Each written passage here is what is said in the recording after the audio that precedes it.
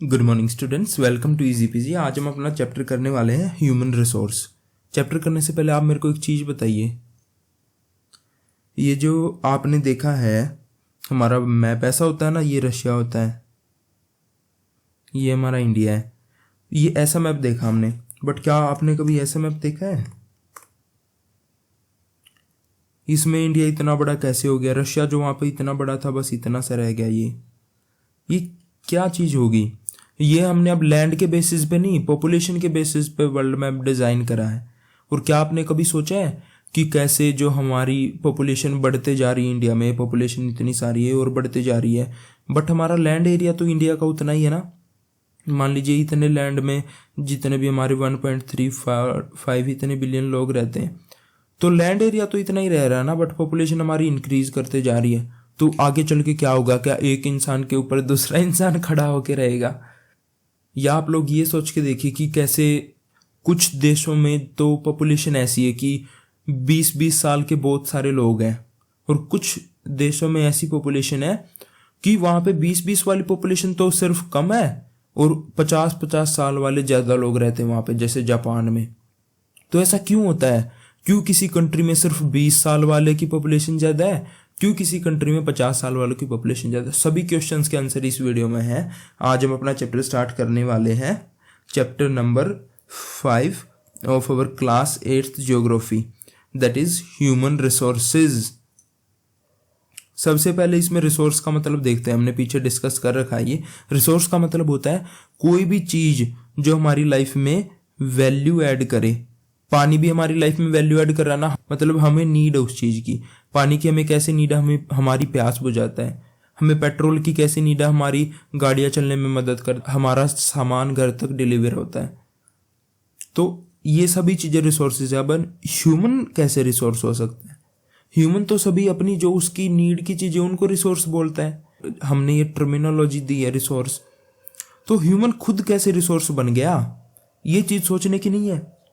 मैं अभी बताता हूँ आपको ह्यूमन रिसोर्स कैसे बन गया। मान लीजिए एक फार्मर है, ये फार्मर फसल उगा रहा है। ये फसल किसके काम आ रही है? ह्यूमंस के।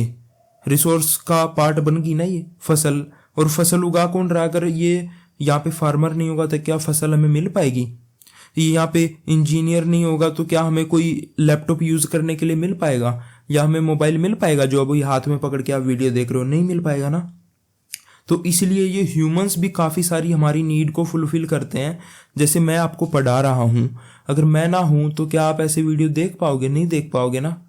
तो इसी सेम वे में हम ह्यूमंस को रिसोर्स बोल देते हैं। तो ह्यूमन रिसोर्स की डेफिनेशन क्या बनेगी? अब आप सोच के बताइए।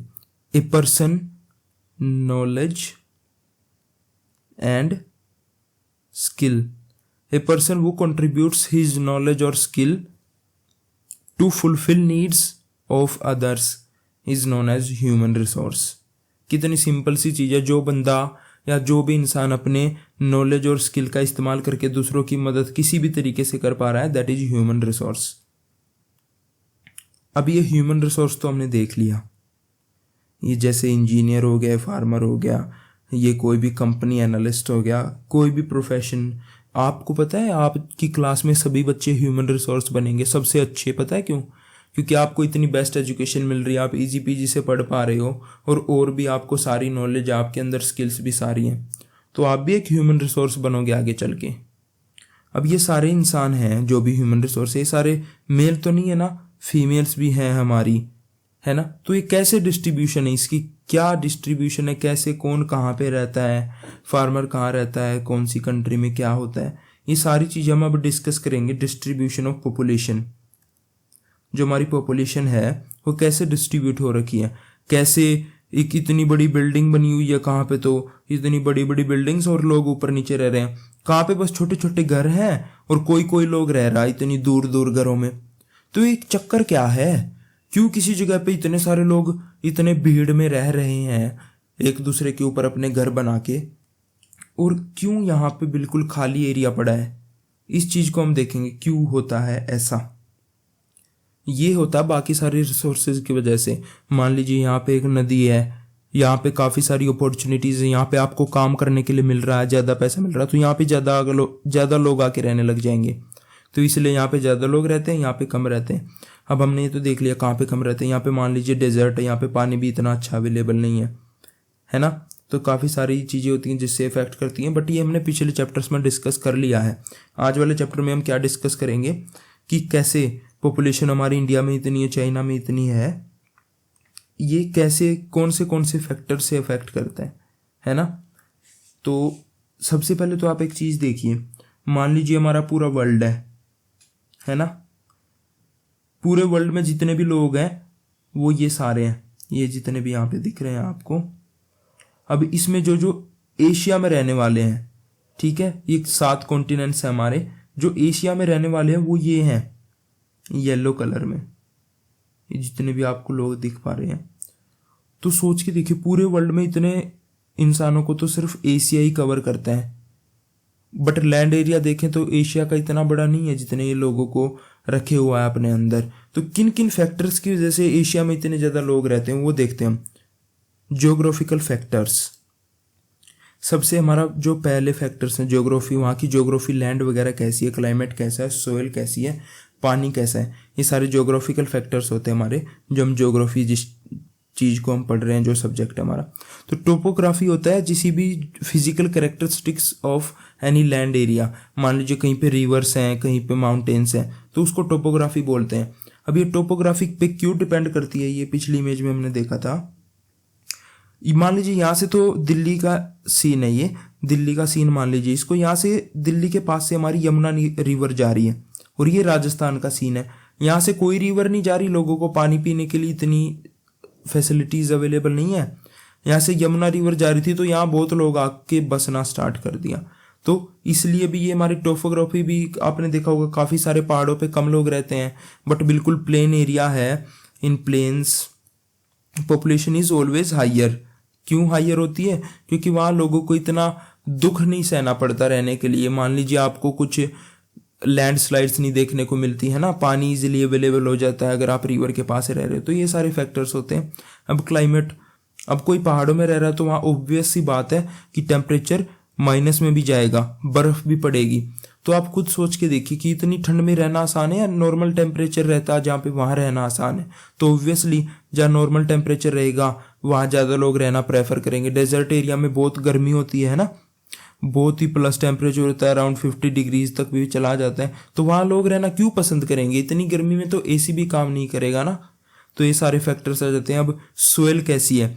मान लीजिए वहाँ पे आपको वाटर अवेलेबिलिटी भी है और मिनरल्स भी मिल जा रहे हैं, बट वहाँ पे कोई आसपास सोइल अच्छी नहीं है, कोई भी आप क्रॉप ग्रो नहीं कर सकते उस सोइल पे। तो आप वहाँ पे रह सकते हो? नहीं रह सकते ना, क्योंकि आप क्रॉप और कहीं से मंगवाओगे, वो मंगवाने में उसको बहुत ज़्यादा ट्रांसपोर्टेशन कॉस्ट लग जाएगी आप तक आते आते उस क्रॉप को। तो आपको बहुत ज़्यादा पैसे पे करने पड़ेंगे उसके लिए, है ना। इतने ज़्यादा पैसे पे करने पड़ेंगे, आप सोचोगे कि इससे अच्छा हम कहीं ऐसे एरिया में रह लेते हैं जहाँ तीनों फैक्टर्स थोड़े अच्छे हों। तो इसलिए आपने देखा होगा कि कहीं कहीं पे एशिया के अंदर यहाँ फर्टाइल लैंड है, तो यहाँ पे इतने सारे लोग आके रहना स्टार्ट कर दिया है ना, और पॉपुलेशन ग्रो करते चलेगी। पॉपुलेशन ग्रो कैसे करती है वो भी हम नेक्स्ट पार्ट्स में देखेंगे इस स्लाइड के। तो अभी तक हमने क्या देखा है, एक बार दोबारा से मैं आपको बता देता हूँ सारी चीज़ें। जहाँ पे फ्लैट एरिया होगा वहाँ पे पॉपुलेशन प्लस होगी, एंड जहाँ पे माउंटेन्स होंगे या डेजर्ट होंगे जैसे राजस्थान, वहाँ पे पॉपुलेशन लेस होगी, है ना।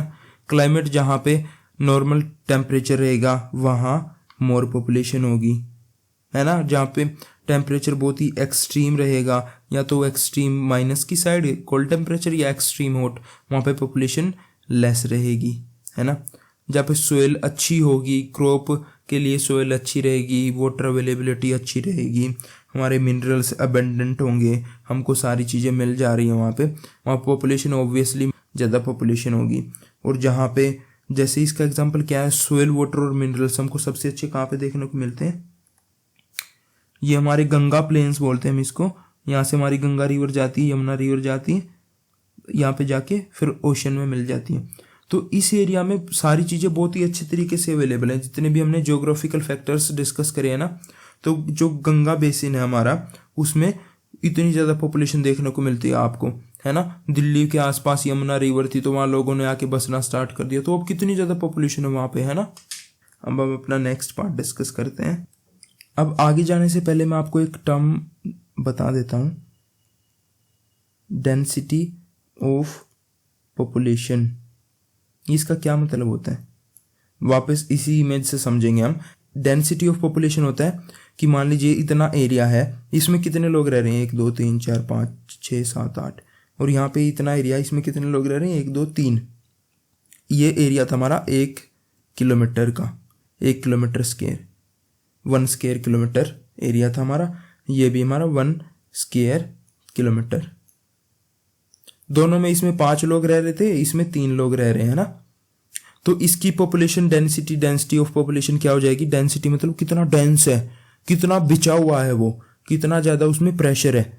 तो ये जो 5 लोग रह रहे थे, हमारी 5 की डेंसिटी नंबर ऑफ पीपल पर स्क्वायर किलोमीटर, और यहाँ पे नंबर ऑफ पीपल कितने हैं, 1 स्क्वायर किलोमीटर पे 3। तो पॉपुलेशन डेंसिटी होती है नंबर ऑफ पीपल पर स्क्वायर किलोमीटर, है ना। तो हमने देखा था कि ज्योग्राफिकल फैक्टर्स जहाँ पे अच्छे होंगे, जैसे गंगा बेसिन में, वहाँ डेंसिटी ऑफ पॉपुलेशन ज़्यादा होगी। और अब हम नेक्स्ट फैक्टर्स को डिस्कस करते हैं कि और किन फैक्टर्स पे डिपेंड करती है। वो तो हमने ज्योग्राफिकल फैक्टर्स तो देख ही लिए, अब social, cultural and economic factors को भी देख लेते हैं। अब मैं आपसे छोटे छोटे क्वेश्चंस पूछता हूँ, आपको ये बिल्कुल क्लियर हो जाएगा ये टॉपिक, है ना। वहाँ पे लोग ज़्यादा रहना पसंद करेंगे जहाँ पे लोग फ्रेंडली हैं, या वहाँ पे लोग ज़्यादा पसंद करेंगे रहना जहाँ पे लोग एक दूसरे को मारने को फिरते हैं। वहाँ पे ज़्यादा लोग रहना पसंद करेंगे वो जहाँ पे आपको जॉब करने से ज़्यादा पैसे मिलते हैं, या वहाँ पे लोग ज़्यादा रहेंगे जहाँ पे आपको जॉब करने से कम पैसे मिलते हैं। वहाँ पे लोग रहना ज़्यादा पसंद करेंगे जहाँ पे आपको एजुकेशन के लिए स्कूल्स अच्छे मिलते हैं, या वहाँ पे रहना पसंद करेंगे जहाँ स्कूल्स की क्वालिटी इतनी अच्छी नहीं है, माइनस में है। और कोई एक ऐसा इंसान है, ये इंसान को नहीं फर्क पड़ता इसको पैसे ज़्यादा मिल रहे हैं या कम मिल रहे हैं, इसको कहाँ रहना है, इसको अपने पहाड़ों के पास रहना। क्यों, क्योंकि यह पहाड़ों में पैदा हुआ था, इसको वहाँ की एयर अच्छी लगती है, वहाँ का माहौल अच्छा लगता है, वहाँ का कल्चर अच्छा लगता है कुल मिला के। तो कल्चरल जो फैक्टर्स होते हैं ना, उनकी वजह से भी काफ़ी लोग नहीं मूव करते वहाँ। मान लीजिए और किसी जगह पे इकोनॉमिक फैक्टर्स भी अच्छे हैं, सोशल फैक्टर्स भी अच्छे हैं। जैसे मैं अपना विलेज में रहना पसंद करता हूँ, मेरे को कोई पैसे भी देगा कि आपको वहाँ पे जाके पढ़ाने से ज़्यादा पैसे मिलते हैं, मेरे को कोई कहेगा वहाँ पे जाके आपको और अच्छे अच्छे फ्रेंड्स मिलेंगे, आपको सोशल सर्कल आपका बढ़ेगा। बट मेरे को तो रहना विलेज में पसंद है, मेरे को तो पेड़ पौधों के आसपास रहना पसंद है, तो मैं वहाँ से मूव नहीं करूँगा। तो मेरी पॉपुलेशन कहाँ पे, डेंसिटी ऑफ पॉपुलेशन मैं कहाँ पे बढ़ा रहा हूँ, विलेज की जो डेंसिटी ऑफ पॉपुलेशन है वो इंक्रीज कर रहा हूँ मैं। तो इसलिए कौन सा फैक्टर की वजह से मैं मूव नहीं करा, कल्चरल फैक्टर की वजह से। बट बहुत सारे लोग इन फैक्टर्स की वजह से नहीं चलते, इकोनॉमिक फैक्टर्स देखते हैं। तो आप देखते हो जैसे न्यूयॉर्क एंड न्यू दिल्ली, इनमें आपको पॉपुलेशन बहुत ज़्यादा देखने को मिलती है, क्योंकि अभी हमारी लोग सब किसके पीछे पागल हुए फिरते हैं, इकोनॉमिक फैक्टर्स, जो कि मनी है। आप उन चीज़ों को कभी मत मानना, सब बेकार चीज़ें होती हैं। आप देखते हो कि यहाँ पे तो लोग इतनी ऊंची ऊंची बिल्डिंग्स बना के एक घर के ऊपर एक घर बनाना पड़ रहा है, क्योंकि लोग रह ही इतने रहे हैं उस शहर में। अगर हम एक एक घर बना देंगे तो लोग रह ही नहीं पाएंगे, लोग ज़्यादा हैं। तो अभी मान लीजिए इतनी जगह थी, इतनी जगह भर गई हमारी, 2 लोग रहना स्टार्ट कर दिए। अब 2 लोग और आके यहाँ कहेंगे मुझे भी रहना है यहाँ पे, तो इस घर के ऊपर एक और बिल्डिंग बना देंगे, मतलब एक और फ्लोर बना देंगे। फिर 2 लोग और आके कहेंगे मुझे भी रहना है इसी एरिया में, तो इसके ऊपर एक और फ्लोर बना देंगे। तो ऐसे करते करते हमारे इतने स्काई स्क्रैपर्स बन गए हैं ना। और विलेज में हमारे सिंपल हाउसेज हैं, क्यों, क्योंकि वहाँ ज़्यादा लोग रहना पसंद नहीं करते, पागल लोग हैं वो।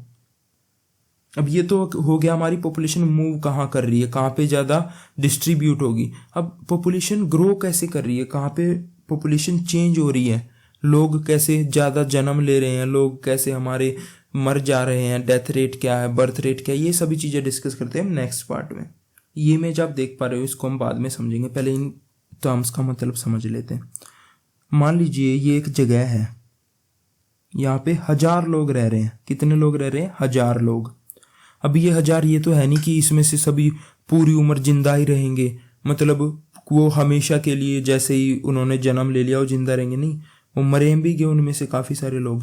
उनमें से काफ़ी सारे लोग शादी करके बच्चे भी पैदा होंगे वहाँ पे, है ना। जैसे और लोग जन्म भी लेंगे, बर्थ भी होंगे, और वहाँ पे डेथ भी होगी। पहले इन 2 चीज़ों को डिस्कस करते हैं।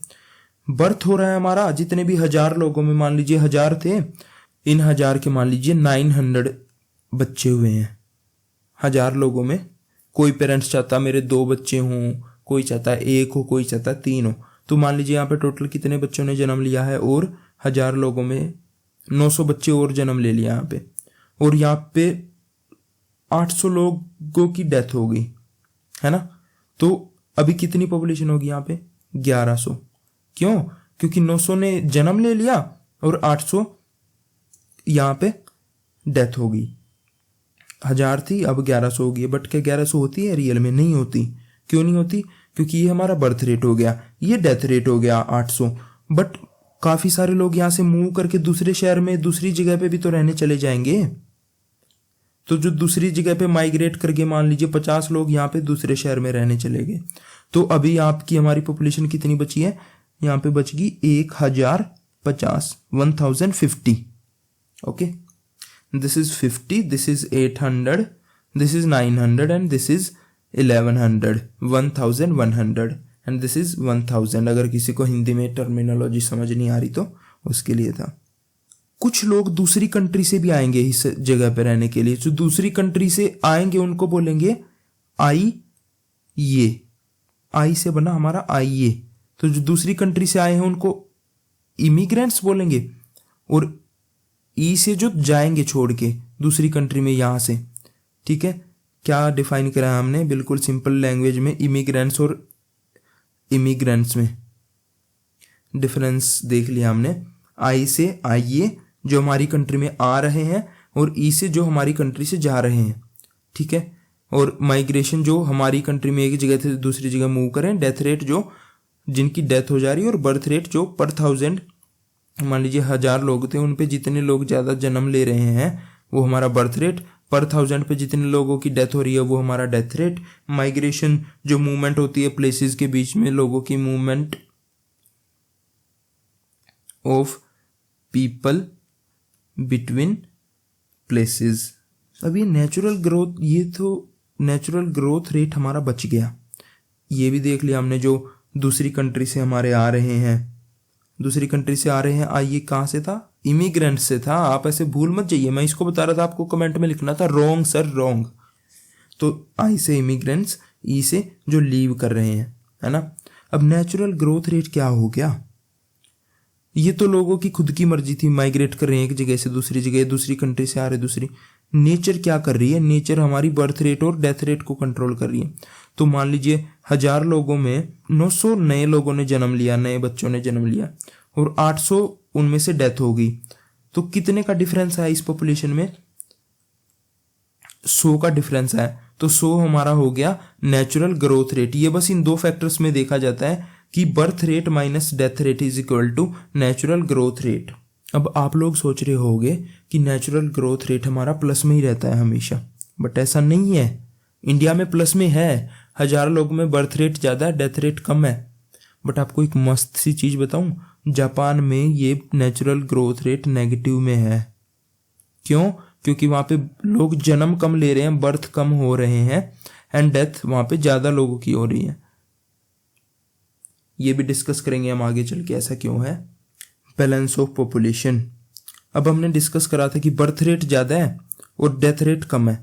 अब ऑब्वियस सी बात है, ज़्यादा लोग जन्म लेंगे तो बर्थ रेट, ज़्यादा लोग जन्म लेंगे तो हमारी पॉपुलेशन इंक्रीज करेगी, और हमारे लोग ज़्यादा, डेथ रेट ज़्यादा होगा तो हमारी पॉपुलेशन डिक्रीज करेगी। जन्म ले रहे हैं सिर्फ 1000 लोगों में 500 लोग और डेथ हो जा रही है 800 की, तो इसमें से 300 कम हो गए ना, तो पॉपुलेशन डिक्रीज। यहाँ पे बर्थ रेट ज़्यादा, पॉपुलेशन इंक्रीज। अगर बर्थ भी 100 लोग ले रहे हैं, ये 100 लोग जन्म ले रहे हैं, birth rate is 100 and from this 1000 100 people are dying.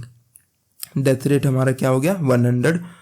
तो 1000 में से 100 ही चले गए, 100 ही ऐड हो गए, तो बैलेंस हमारा सेम रहा ना, तो पॉपुलेशन सेम रहेगी, ना ऊपर जाएगी ना नीचे जाएगी, पॉपुलेशन विल बी स्टेडी। अब देखते हैं हमारा जीरो या डिक्रीज कहाँ पे हो रहा है। ये जितने भी आप ब्लू कलर में एरिया देख रहे हो ना, जो व्हाइट कलर में, यहाँ पे जीरो या डिक्रीज मतलब पॉपुलेशन ना तो बढ़ रही है, बढ़ भी रही है तो बिल्कुल इतनी बढ़ रही है जितने लोग मर जा रहे हैं, मतलब जीरो, पॉपुलेशन ग्रोथ जीरो। और ये जो आपको ब्लू कलर का एरिया दिख रहा है, इसमें वेरी हाई ग्रोथ रेट है, 3% या उससे ज़्यादा। मतलब यहाँ पे पॉपुलेशन बहुत तेज़ी से ग्रो कर रही है, बर्थ ज़्यादा हो रहे हैं और डेथ कम हो रही है। इंडिया में ये थोड़ा सा ब्लूइश कलर है, इतना डार्क तो नहीं है। यहाँ पे पॉपुलेशन हमारी मॉडरेट लेवल से ग्रो कर रही है ना, ग्रो कर रही है, बट जो नेचुरल ग्रोथ रेट है वो इंडिया का प्लस में है, अराउंड 1%। ओके, अब ये 1% कैसे निकलता है? जैसे 1000 लोग थे, जो टोटल हमारे 1000 पीपल आर देयर। अब इसमें बर्थ था 1100 पीपल का एंड डेथ रेट था 1000 पीपल का। तो इसमें 100 लोग ऐड हो गए ना, तो कितने 100 लोग कैसे, अब परसेंटेज आपको कैलकुलेट करनी आती होगी, 100 को ऊपर रख दो, जिसमें से हम कर रहे हैं टोटल को नीचे रख दो एंड मल्टीप्लाई बाय 100। 100 से 20 से 20, 1 से 1, तो 10% हमारा ग्रोथ रेट निकल के आ गया। अगर 100 पीपल हमारे ज़्यादा ग्रो कर रहे हैं किसी पॉपुलेशन में, बर्थ रेट और डेथ रेट का डिफरेंस 100 है, तो हमारा 10% हो गया नेचुरल ग्रोथ रेट या population change, percentage of population change. अब हम इसको देखते हैं वर्ल्ड डाटा हमारा, ये कंट्रीज़ का देखते हैं। जो इंडिया की पॉपुलेशन है हमारी वो ये है, ये ऐसे ऐसे ग्रो कर रही है। ये पॉपुलेशन स्टार्ट हुई है 1901 से, और अभी 2021 तक की पॉपुलेशन दिखा रखी है हमने। ये पॉपुलेशन ऐसे ग्रो करती जा रही है, ग्रो करती जा रही है, ग्रो करती जा रही है हमारी। ये यहाँ पे इसके अराउंड पॉपुलेशन थोड़ी सी डिक्लाइन करा था, बट फिर से शूट करना स्टार्ट कर दिया और पॉपुलेशन ऐसे ग्रो करते जा रही है। अब आप देख रहे हो ये चाइना की पॉपुलेशन है, यहाँ पे ये ऐसे ऐसे जा रही है, तो आपको नहीं लगता ये पॉपुलेशन आगे जाके थोड़ी ऐसे हो जाएगी, ये ऐसे हो जाएगी, है ना, ये थोड़ी ऐसे, तो ये क्रॉस हो जाएगी, है ना, क्योंकि ये बिल्कुल ही स्ट्रेट ऊपर जा रही है लाइन, ये थोड़ा सा नीचे होते जा रही है। तो ऐसा ही सेम हुआ है हमारा अराउंड 2025 में या 2023 या 4 के अराउंड हमारी इंडिया ने पॉपुलेशन क्रॉस कर दी थी। अब हमारी वर्ल्ड में जो पॉपुलेशन है इंडिया की चाइना से ज़्यादा है। ओके, ये फैक्ट था। अब हम नेक्स्ट पॉपुलेशन कंपोजिशन पे आते हैं। किस तरीके के, किस एज के, किस टाइप के, कितने क्वालिफाइड, कैसे लोग रहते हैं किसी एरिया में, उसको बोलते हैं पॉपुलेशन कंपोजिशन। कंपोजिशन किसी भी चीज़ को क्या बोलते हैं? मान लीजिए आपकी चिप्स की कंपोजिशन क्या है, उसमें मान लीजिए 10% आटा मिला है, 10% उसमें गरम मसाला मिला है, पाउडर्स मिले हैं, सॉल्ट मिला है, ये सारी उसकी कंपोजिशन है। तो ऐसे पॉपुलेशन की कंपोजिशन कैसे काउंट करेंगे हम, कि उसकी एज कितनी है, पॉपुलेशन वहाँ पे रह रही है, उसकी एवरेज एज कितनी है, जेंडर कौन सा है, ज़्यादा मेल रह रहे हैं।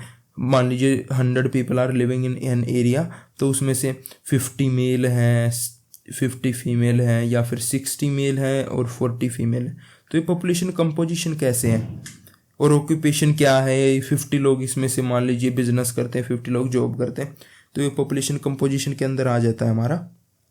तो हमारा जो डेवलप्ड कंट्रीज में देखा गया वो क्या देखा गया कि वहाँ पे एल्डर जो हमारे अराउंड 40, 50, 60 के अराउंड जो पॉपुलेशन है, जो वो एज के लोग हैं, वो ज़्यादा होते हैं। क्यों? क्योंकि वहाँ पे डेवलप्ड कंट्रीज है, वहाँ पे लोग थोड़े इंटेलेक्चुअल हैं, इतने ज़्यादा मतलब अपनी पॉपुलेशन को इंक्रीज नहीं करते। उनको भी पता है कि पॉपुलेशन हमारा कितना बड़ा बर्डन है। मैंने एक पिछली वीडियो में आपको बताया था कि आप पेड़ ज़्यादा लगाओगे ना, वो ऑब्वियसली हमारी अर्थ को सेव करने में मदद करेगा, बट उससे भी ज़्यादा मदद पता है क्या करेगा? पॉपुलेशन को कंट्रोल करना। आपको बढ़िया सांस पता है कब मिल पाएगी? जब हमारी पॉपुलेशन कंट्रोल में होगी। ज़्यादा वेस्ट कौन फैला रहा है? ज़्यादा पॉपुलेशन। ज़्यादा ऑक्सीजन कौन कंज्यूम कर रहा है? ज़्यादा पॉपुलेशन। ज़्यादा वेस्ट मटेरियल भी ज़्यादा पॉपुलेशन फैला रही है ना।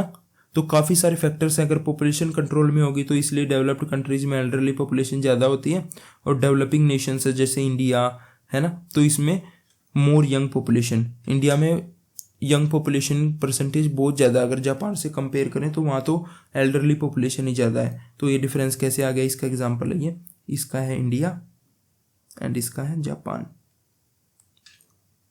इसमें नाइजीरिया भी आ गया हमारा, और इसमें हमारा जर्मनी भी आ गया है ना। और भी कंट्रीज हैं, बट अभी हम इतना ही डिस्कस करते हैं। अब पॉपुलेशन पिरामिड्स क्या होते हैं? पॉपुलेशन पिरामिड्स कुछ नहीं होते, मस्त सी चीज़ होती है। मैं अभी आपको एक्सप्लेन करता हूँ। पॉपुलेशन पिरामिड होता है, उसमें जो हमारी एज दिखाई जाती है एक साइड तो, और एक साइड दिखाई जाती है जेंडर। इस साइड दिखाया जाता है फीमेल्स, इस साइड मेल्स, है ना।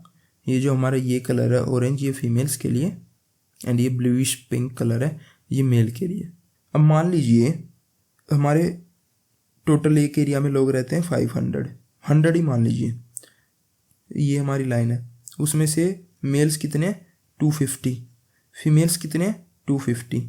बट हम क्या करेंगे, अगर इस एरिया में मान लीजिए 300 मेल्स हैं तो ये ऑब्वियसली इस साइड थोड़ा ज़्यादा दिखाना पड़ेगा हमको, और फीमेल्स कितने 200 हैं। तो ऐसे बनता है हमारा ग्राफ।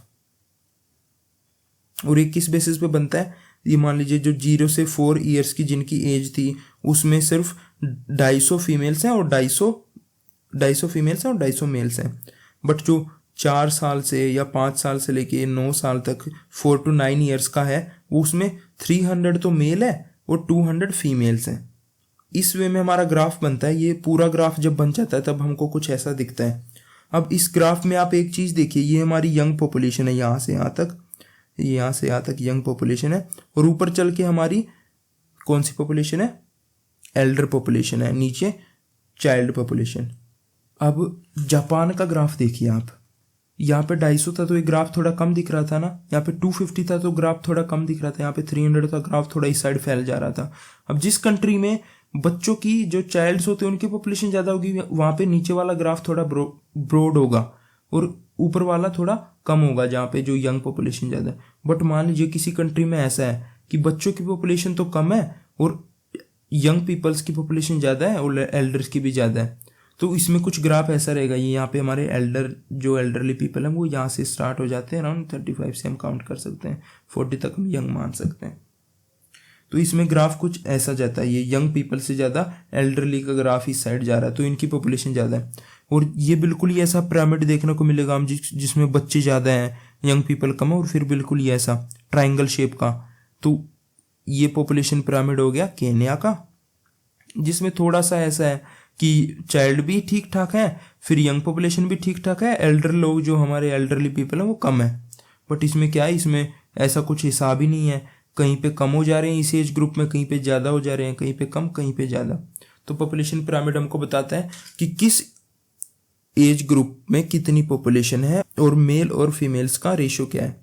अगर ये इस साइड ज़्यादा जाता दिखेगा हमको, इस साइड ज़्यादा जाता दिखेगा, तो हमको क्या देखने को मिलेगा कि उस कंट्री में फीमेल की पॉपुलेशन ज़्यादा है ना।